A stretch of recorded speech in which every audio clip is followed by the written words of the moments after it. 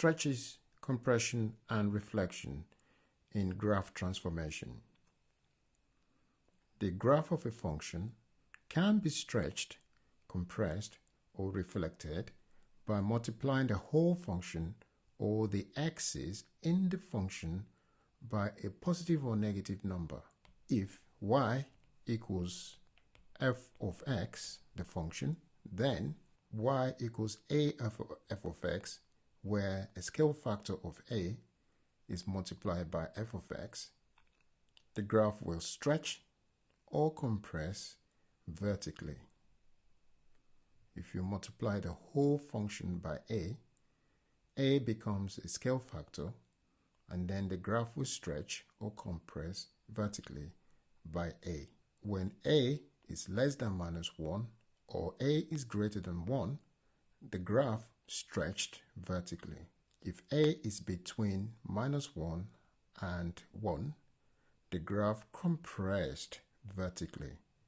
When a is negative, graph reflected about the x-axis. Therefore, you can have, for compression, since you're affecting the y, you're changing the y by multiplying the whole function by a. Therefore, the new position of the coordinates will be x and a y rather than x and y.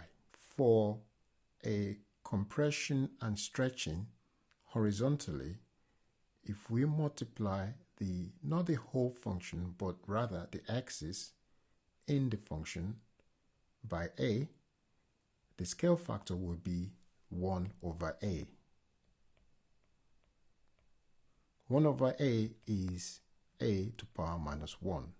When a is less than minus 1 or a is greater than 1, graph compressed horizontally. If a is between minus 1 and 1, graph will stretched horizontally. When a is negative, graph will be reflected about the y-axis. Since you're not changing the y coordinate, you're only changing the x coordinate. If you multiply the x by ax, the coordinate will be x over a.